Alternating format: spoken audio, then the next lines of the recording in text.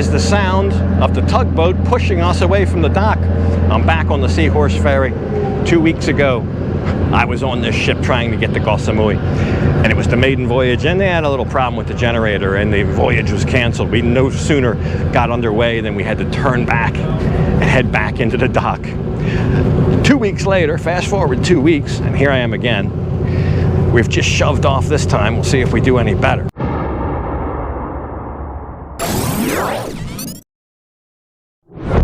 Hey folks, and welcome back to our trip. The trip we were forced to abort here aboard the Seahorse ferries going down to Koh Samui. Now, once you pull your vehicle into the cargo hold, you'll come upstairs through the escalators. There's the captain here waiting for us, and the reception, the lovely reception. So I'll get all checked into my sleeping berth, and we'll hopefully set sail and make it down to Koh Samui this time. Then we can start looking around down there and see what's doing.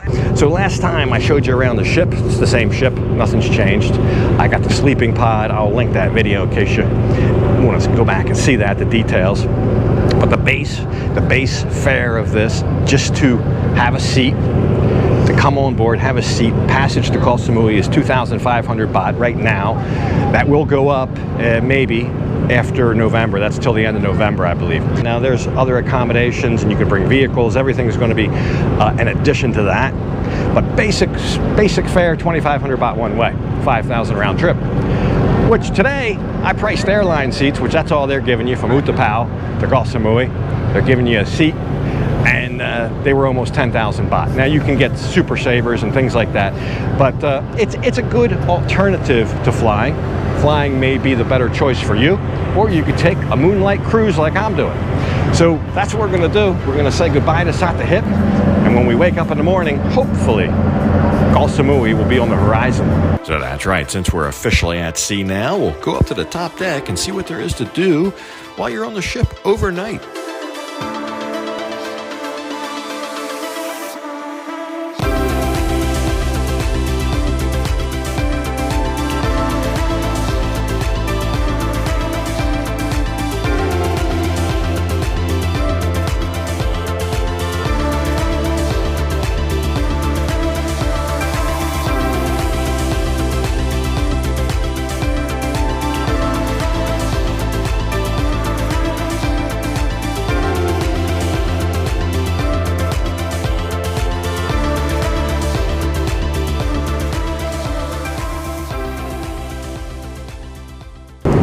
So we've been underway here on the Blue Dolphin since yesterday at about 5 p.m. in the afternoon. It's 6:30 in the morning now. I'm just waking up from my sleeping pod slumber here aboard. And that, over there in the distance, is Koh Samui. That's our final destination. So we're due to make land by about 7:30. So my bike is in the cargo hold on the cargo deck. So if all goes well, within the hour, we should be able to ride off this thing and on to Koh Samui. So it was a good evening on the ship. I spent most of the evening up on the top deck at the restaurant. They had a good singer, guitar player, and met a couple passengers who were subscribers. It was a good evening. Then I retired to the sleeping pod. And what can I tell you? It's a thin mattress. I like to sleep on my side a little bit. It did bother my hips, but if I was on my back, it was more comfortable. I probably got an aggregate of about 4 hours sleep, so it wasn't the best night's sleep. Maybe I'll take a nap when I get there, but I didn't go there to take naps. I went there to see a bunch of cool stuff and do a bunch of fun things. So anyway, let's worry about making land first, getting the bike off, and then we can go do our thing. So apparently the island that I thought was Koh Phangan and Koh Samui was not that. They were other islands. I think maybe Koh Tao. Anyway, we're behind schedule. It's 10 o'clock now, a little after 10 o'clock, and we're just rolling off the boat here. It's parked behind me here at Nathan Pier in Koh Samui. Just one pier over from where the Seatran terminal, the ferry that goes from Surat Thani comes to Koh Samui. Just one pier over. Anyway, I also got another surprise. The ship doesn't go back Saturday, it goes back Sunday. So this is slightly different than the first trip I was originally booked on, where it's 2 nights in Koh Samui. I think V will be pleased. No, not really. I've not told her yet. I just found out myself 10 minutes ago. You can catch a taxi right off here. Some of the guys are on just on foot. They didn't bring a vehicle. You can catch a taxi right here at the pier. It looks pretty convenient. Even motorcycle taxis if you're just by yourself with a simple bag or something. Well, I got to go get something to eat, and we'll go to where we're going. We're going to Lamai. We're going to go over to Lamai Beach. I have a hotel. That might be a whole thing checking in because my reservation now is 2 or 3 weeks old.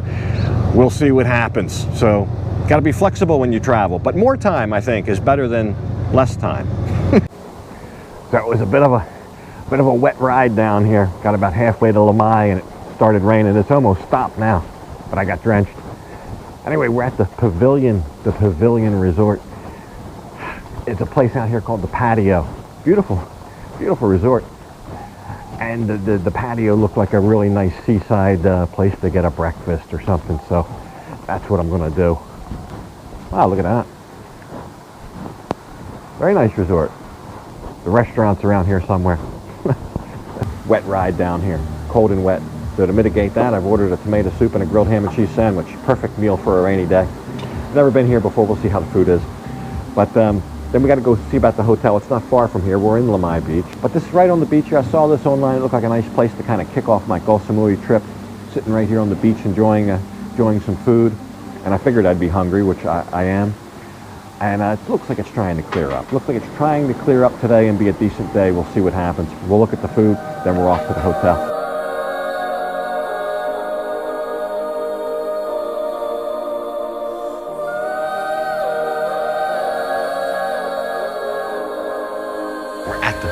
We're at the Suan Malisa Samui.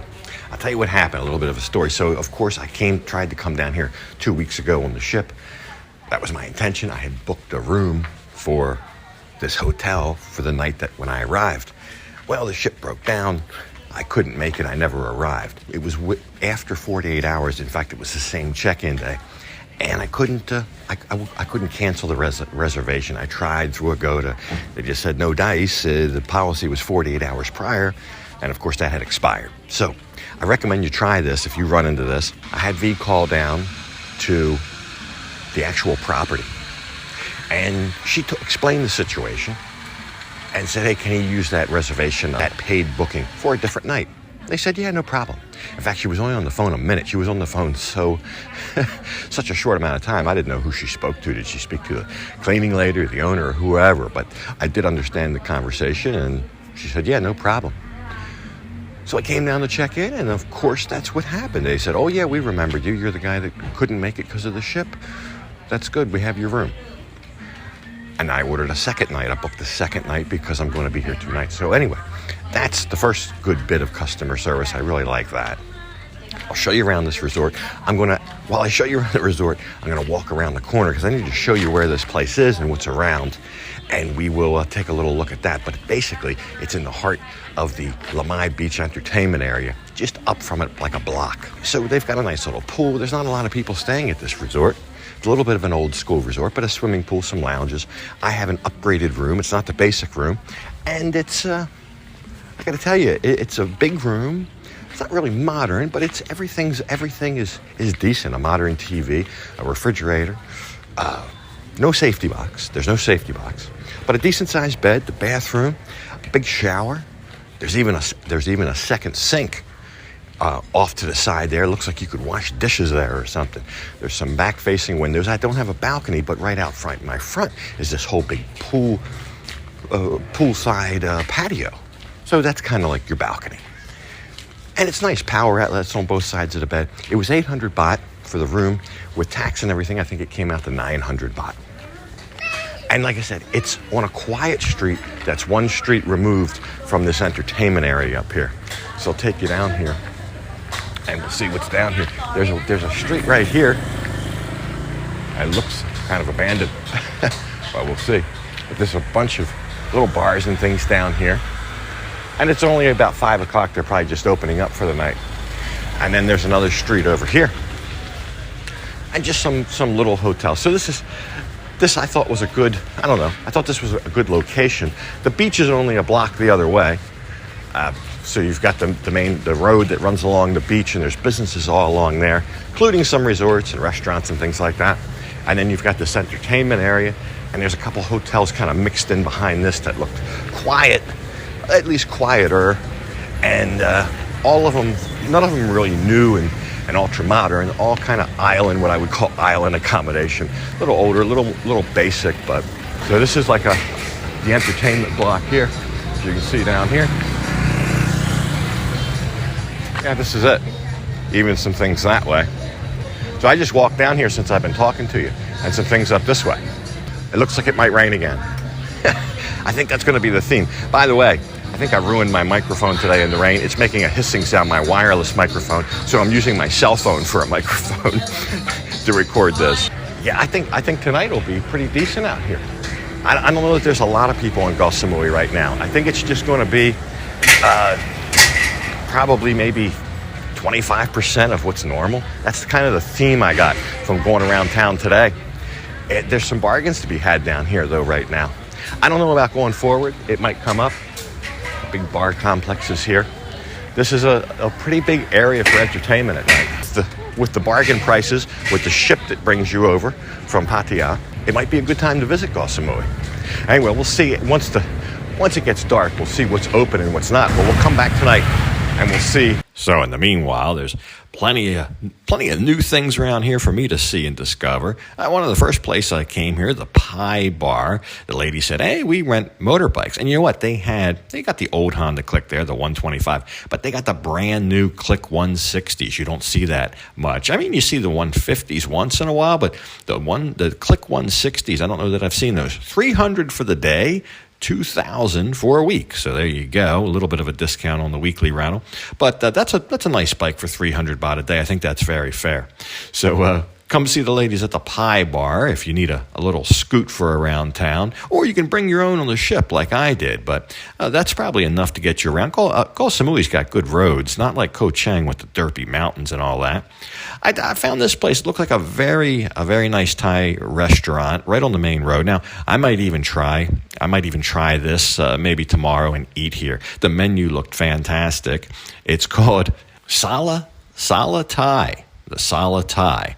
And, this place, like everywhere I encountered, everybody was very welcoming. They look hungry for customers. I'll talk more about that. We'll ask some of the locals how they're doing with business and what they think the percentage of back to normal is here. But here's another one noteworthy, the Oyster Bar. Now, this guy, he's got oysters imported all over the world, many different countries here. He even claims he has some from where I'm from, in the Chesapeake Bay Area. So there he is. Come see him if you want some oysters.